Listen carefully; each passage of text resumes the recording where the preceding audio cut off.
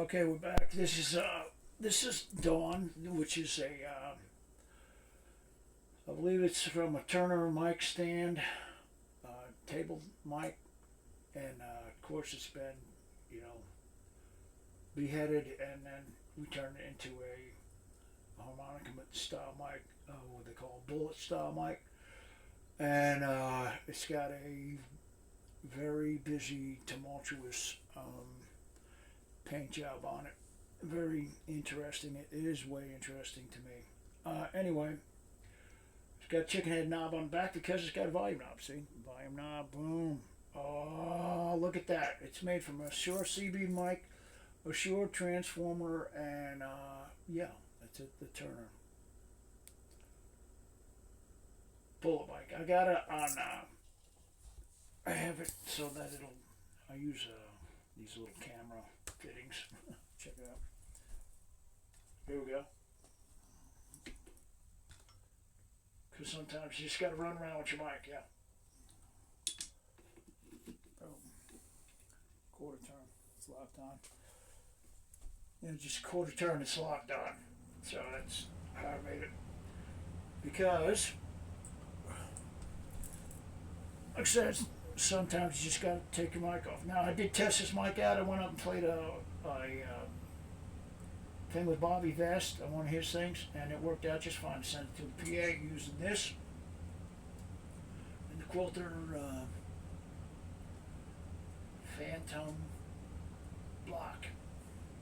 Incidentally, on the last mic, the 55S carbon mic there, I don't think Shure makes a 55S carbon mic, but I know they make carbon mics. But that was going directly into the amp. It didn't go through the Quilter block because I didn't have the adapters to make all that work. So no big deal. The Phantom block is more for going directly into the board. But I don't have a board here, so I go directly to the little amp down there.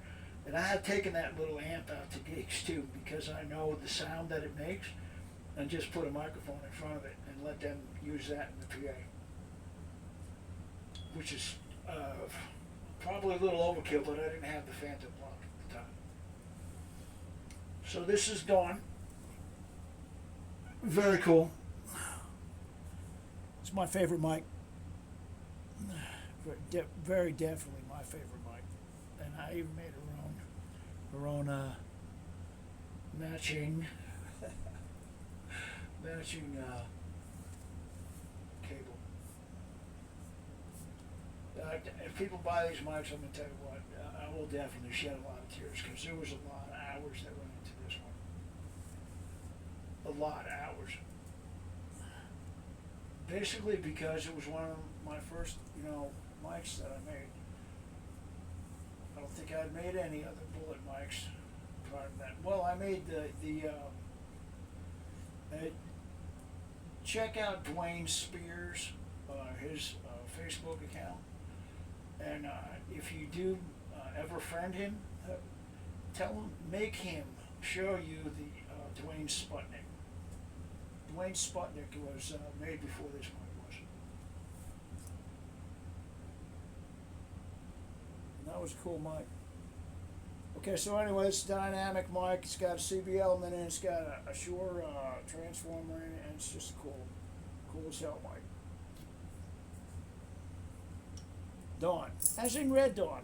Boom! So there you have it. Boom! You were wondering the whole time.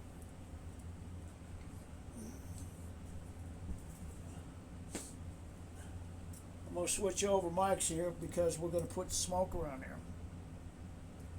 And Smoker, believe it or not, does not have her own mic cable, which is a travesty of justice if you ask me, and I wouldn't blame her one bit if she was pissed off about it.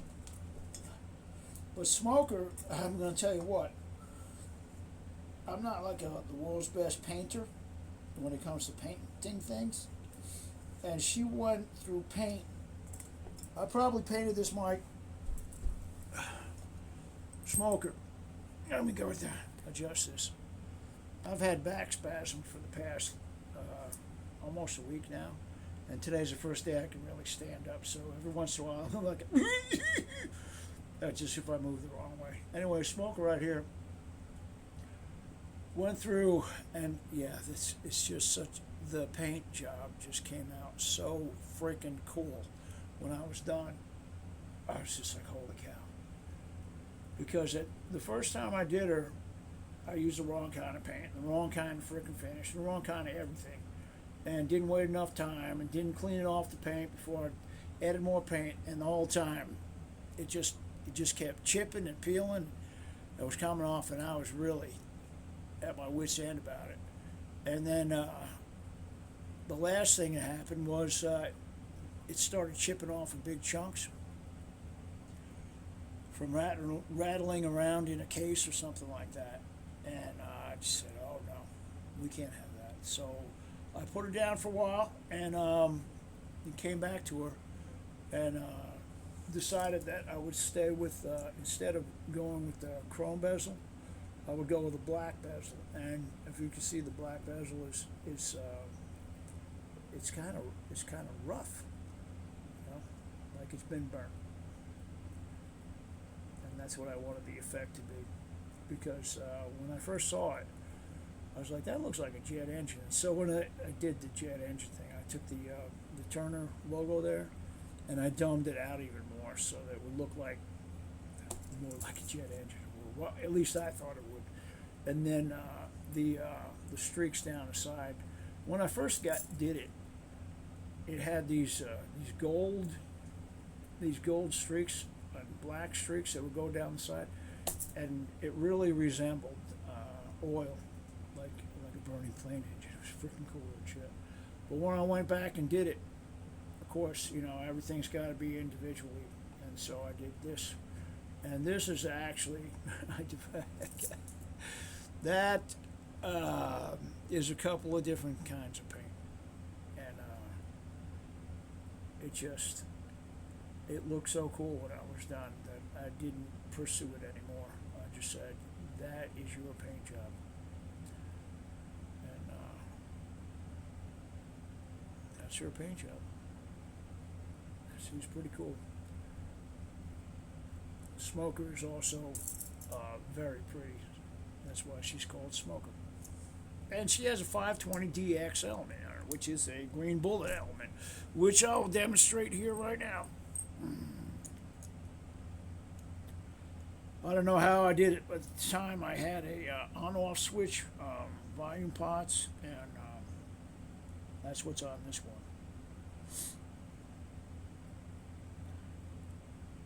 Smoker's just beautiful, Mike.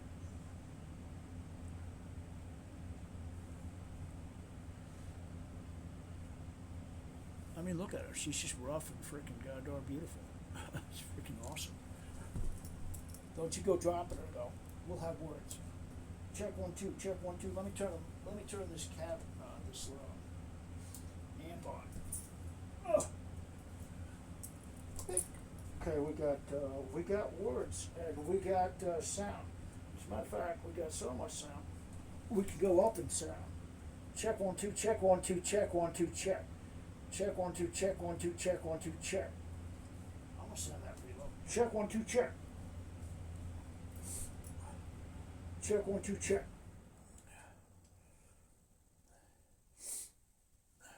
I might have to take some of this padding out of there. All right, baby, let's go up. Check 1 2. Check 1 2. Check 1 2. Check 1 2. Check. Check 1 2. Check. Check 1 2. Check. I would keep it right here. I mean, that amplifier is facing me right now. Let me see. I don't know if you can see that. You can't. I'm going to show it to you. This is me and the amplifier. Okay, they're right there. So we're really close. And you can get right up into the mic, like just like this. And it's just fine. And it has that breakup to it that I love. I love that breakup. Like I said, it's 520DX. Some guy had a whole bunch of mic elements that he was selling. And he had like three or four of these. and I had bought one brand new replacement 520DX element because I wanted to see what they were all about, and I kind of like them. You know, they have their own sweetness about them. But you can see that it's got that mid range to it, so it's good for harmonica stuff. They're also really good vocal mics. There we go. We got a little feedback now. Okay, yeah, I don't have the quick release on this. Check 1 2. Check 1 2. There we go. If we check it, we can get it. We can get that right there. Check 1 2. Check 1 2. Check 1 2. Check. Now we got to turn it down. Check 1 2. Check 1 2. Check 1 2. Check. I call this the mission control voice. That's freaking awesome. Alright, cool. Alright, so that's Smoker. Smoker's freaking awesome, man. I love these two bullet mics. But, the bad thing about bullet mics is that there was a vintage table mic that was destroyed to make this mic. And so I don't do it anymore. I don't make bullet mics out of table mics. I think it's just destroying an antique. Now if it's broke, yeah, I'll have at it. As a matter of fact, I can also take like parts. I had a A-Static T3, which is a big silver egg looking thing, and it was destroyed. So what I did was, in the front, I used a flatter screen, and in the back, I shaved about 3/4 of an inch. It turned out to be a baseball-sized mic you could fit in your hand just like that. Now, there's a guy, Donnie Rosser, lives down the road, okay, and he has just, out of the goodness of his heart, just give me stuff. I mean, he's walked out the door.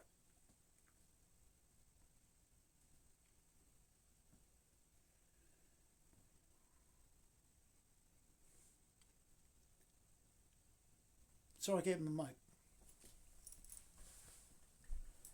He said he didn't want it. I said, you deserve it. So, we'll see. These came from CBs and stuff like that, ham radios and stuff like that. Maybe the CBers will pick them up or something. Bullshit! Anyway, here is the second to the last mic. The second to the last mic is Pieces of 8-2.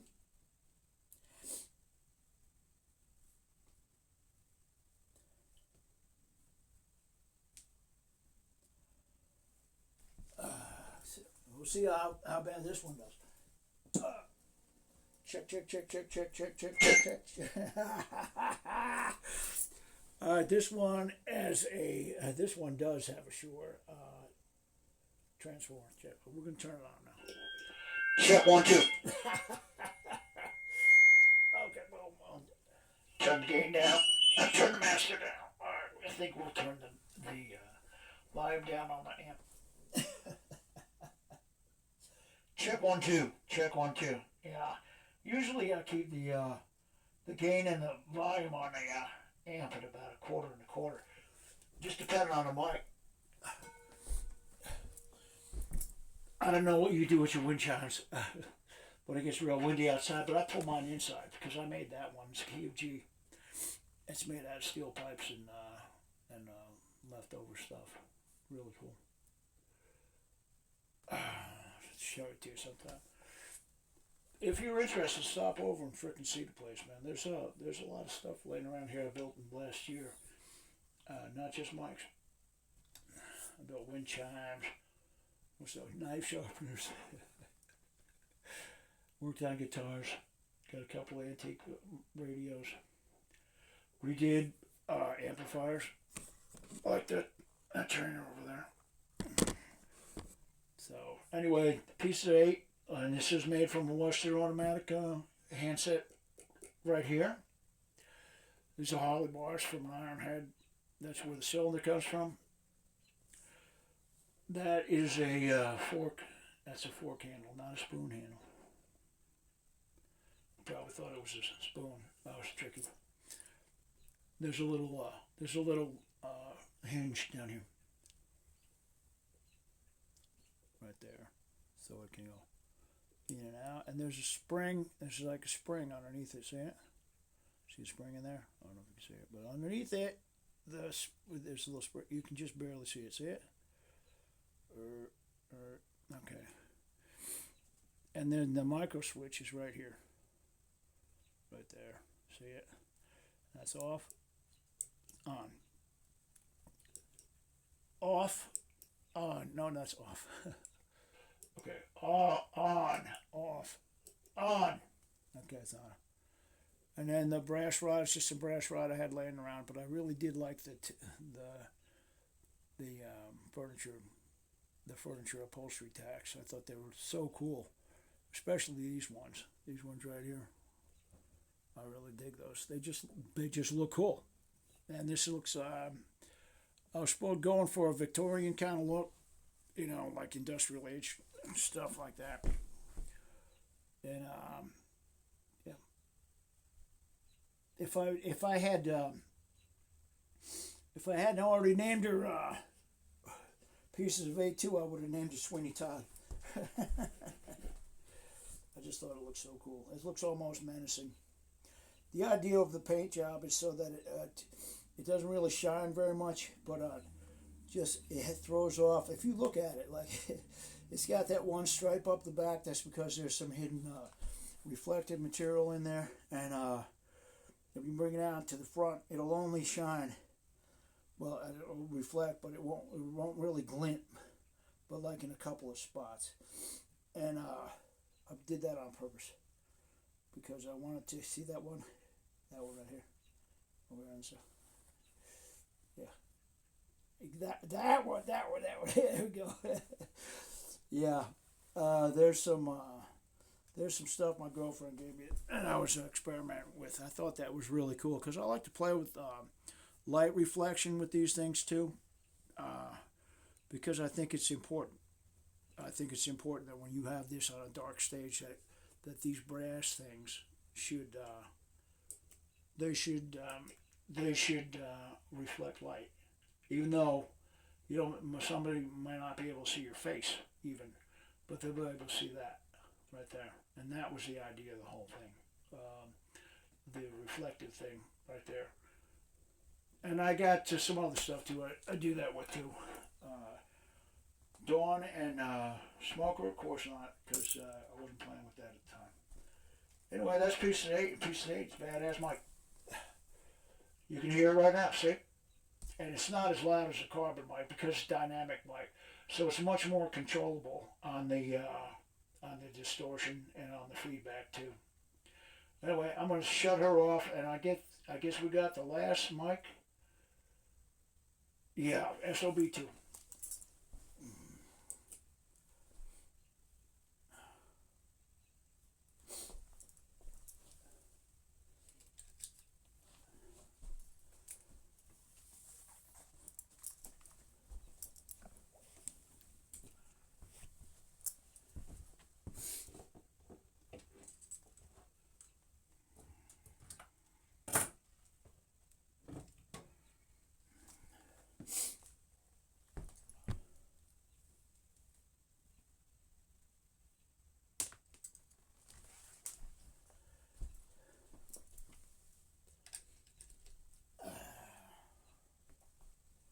Check 1 2. Check 1 2. Oh crap! This is okay. Oh. Check 1 2. Check 1 2. Check 1 2. Check 1 2. Check 1 2. Check 1 2. Check 1 2. Check 1 2. Check 1 2. Check 1 2. Check 1 2. Check 1 2. Check 1 2. Check 1 2. Check. Check 1 2. Check. Now, okay, this is SOB2. SOB2. Tribute to my dad.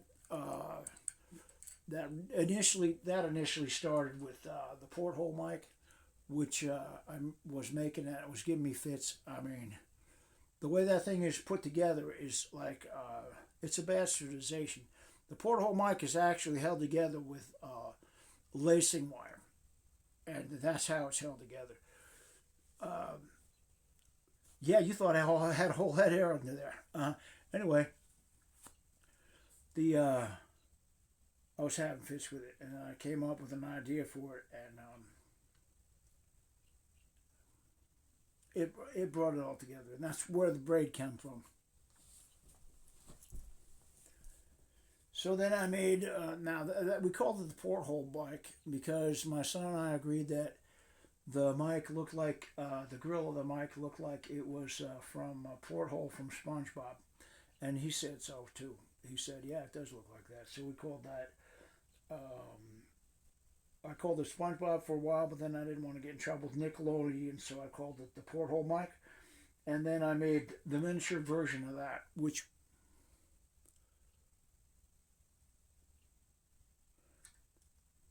you can see how small it is. Okay, now the idea of this mic here is so that you you put the ring on your ring finger. You got the volume knob right here, and you can eat the mic basically. It's made for harmonica basically, so that you can cup it like this, and you got like total control. Anyway, it just makes a cool looking mic too. And whenever I show anybody this mic, I make them putting it in their hand because when I made it, I specifically made it so it fit in my hand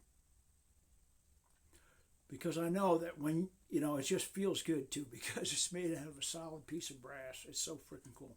Well, the cylinder is a solid piece of brass. The bottom of this is actually a copper washer that's about it's it's almost a quarter-inch thick, and the top is the astatic screen from astatic from a, from an astatic CB mic, and I actually have a couple more of those. I really like those. And then the knob, Dwayne Spears made the knob because I always wanted one of his knobs. That like he makes them for his guitars and his basses and stuff. So I wanted that on there too. It's all good luck. I'll take any good luck I can get. Anyway, that is the SOB2, and the SOB is because it's the son of Bob, or the son of the SpongeBob Mike. It's not because it's the son of a bitch. I know that's what you were thinking, wasn't it?